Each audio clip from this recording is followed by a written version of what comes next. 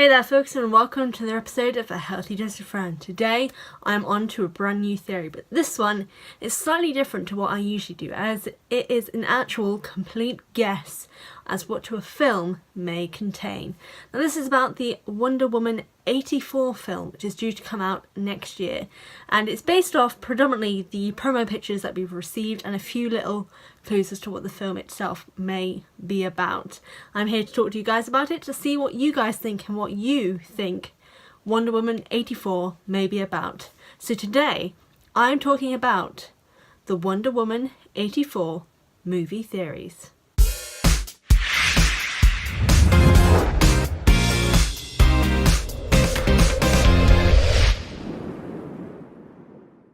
Now, what we do know from the title and the promo pictures, which are linked down in the description box down below, what we do know so far is that firstly this film is going to be set in the 80s, which from the very basic American history knowledge that I have is around the time of the Cold War, which is I believe America and Russia. Now this would be an interesting war to focus on. Again, it is just a general other war that Wonder Woman will be involved with, but it's an idea as to what that war in particular may have as an effect as to what leads to her no longer fighting, as we see in Batman vs Superman and Justice League. But we also saw from the promo pictures that Steve Trevor, who, as everyone should know, in the previous Wonder Woman film, died whilst flying up his plane with the poisonous gas and exploding it in the air to save all of the soldiers from being gassed to death. But in these promo pictures, he appears to be alive. Now I have a couple of ideas in relation to Steve Trevor being alive or not being alive. The main one being, and I kind of half hope this is the one that ends up being true, and it's that Steve Trevor is actually just Wonder Woman remembering him or having memories about him, or even kind of thinking what would he do in this situation because he had such an impact on her life. And also most likely with this being set, was it like 70 years after the First World War, which is where the first film is set, with her having lost most likely a lot of her old friends due to old age and death.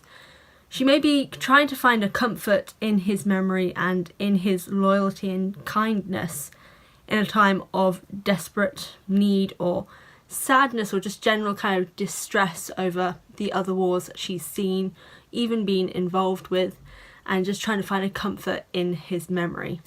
However, I really do not think that's going to be the case, which is kind of unfortunate because I'm getting really sick of superhero films, or just kind of films in general that have this premise of, oh, a character's dead. Oh wait, no they're not. They're really alive because of A, B and C. Because you can't really mourn the character's loss, and I really feel like that would demean Steve Trevor's sacrifice.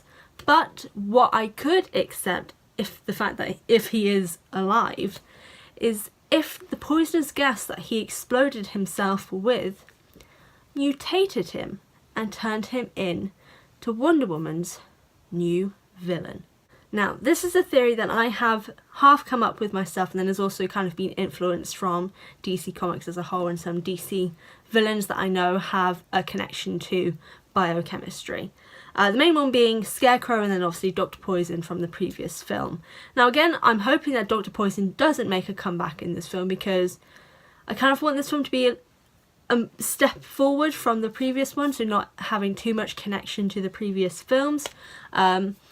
But you know, it's a possibility. But what would be interesting is, as I mentioned before, Steve Trevor being mutated by the gas that killed him would be something that I could accept with him being alive, because it could make him a new villain. And just imagine Wonder Woman, Diana Prince, having to fight and kill the man she loved and still loves to save the world. Now, would that not make sense to why she would stop fighting up until the points of Batman vs Superman and Justice League? She has this huge period of time where she doesn't do anything, and the reason why is because the man she loved became a monster, became a killer, because he was mutated and turned against everything that he believed in because of this poisonous gas. And because of all of this, she had to kill him and lose him all over again. Now that I could accept. Now what I also think would be interesting to explore is the lonely side of Diana as a person, because with her being an Amazon and not aging and being almost near immortal really, but the people in her life outside of Themyscira like Etta, Charlie, Sama, Chief, they do grow old, they will die eventually, and Diana will outlive them. And to kind of know that the people that you care about and love, you will lose them one day, I feel like that's something that would be that should be very much explored in this film, because with this very likely to have been set in the 80s, most of the people that she loved and cared about from the previous Wonder Woman film will very likely have passed away.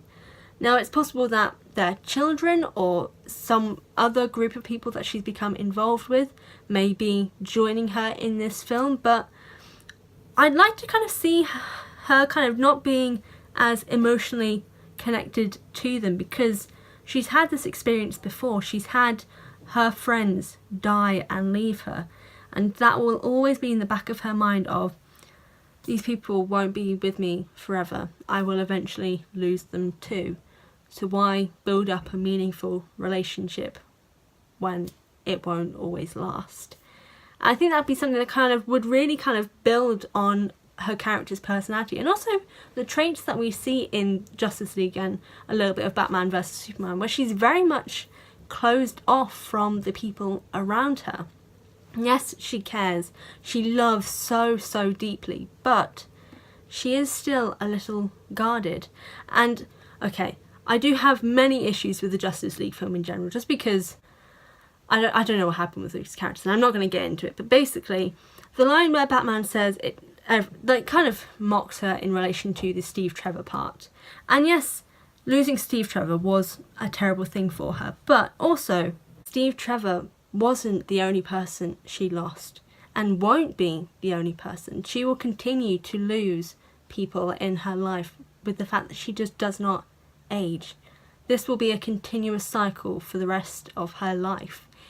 And I think downplaying that to just her missing Steve Trevor is an insult to her character, which is why I really hope they do explore this in Wonder Woman 84, because it will explain so much of her character later on, and will be something really interesting to explore at a later point.